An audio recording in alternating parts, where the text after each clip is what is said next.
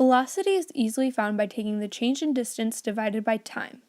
When you are finding or describing velocity, however, you must ask yourself what the velocity is relative to, because it all depends on your frame of reference. A frame of reference is a way of looking at a certain velocity or scenario.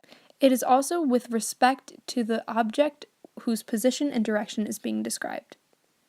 For example, to an onlooker, they see both the velocity of Natalie's arm and the basketball. But to Natalie, all that she sees is the velocity of the basketball. So if the ball has moved 2 meters to Emily in a matter of 1 second, the ball has a velocity of 2 meters per second. However, if you're an onlooker, you see both Natalie's velocity and the ball's velocity, which combined of her velocity of 1 meter per second and the ball's velocity of 2 meters per second would equal 3 meters per second. When an object changes speed, it is accelerating.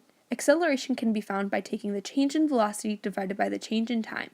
For example, in this video, Hannah is showing her ability to accelerate, and Emily is showing her ability to accelerate a ball towards Hannah. For the first 2 seconds of her run, Hannah accelerates from 0 meters per second to 8 meters per second. When you take 8 divided by 2, you find that her acceleration was 4 meters per second squared. But you'll see in the last 2 seconds of Hannah's run, she starts to decelerate and come to a stop. So if she goes from 8 meters per second to 0 meters per second in a matter of 2 seconds, that would make her velocity negative 4 meters per second squared.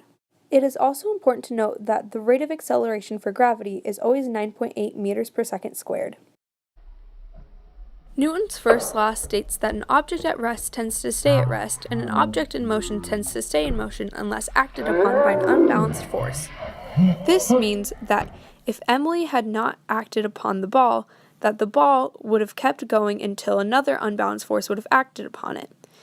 This force would most likely have been friction. If the ball, however, was just sitting there, it would continue to just sit there until someone acted upon it.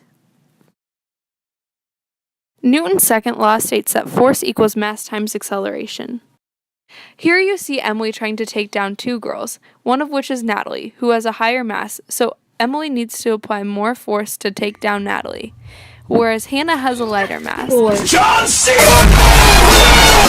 And as you could see in that video, it was easy for Emily to take down Hannah because of Hannah's light mass. So she used a lot of force, the same amount that she applied to Natalie, but since Hannah had a lighter mass, it increased the acceleration. Projectile motion is the idea that horizontal and vertical velocities act independently. Since gravity always pulls at a constant rate of 9.8 meters per second squared, the things with same air resistance will always hit the ground at the same time, no matter what differing weights they have. Newton's third law states that every action has its equal opposite reaction.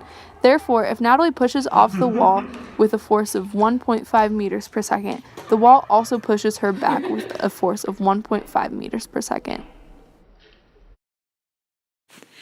The coefficient of friction, otherwise known as mu, is what you get when you take the force of friction divided by force normally. So if the force of friction is 400 and Hannah's weight is 600 newtons, the coefficient of friction will be 0.6 repeating. It is important to consider the friction of your shoes when playing sports, because depending upon the surface your sport takes place, you may want more or less surface area on the bottom of your shoes. Yeah!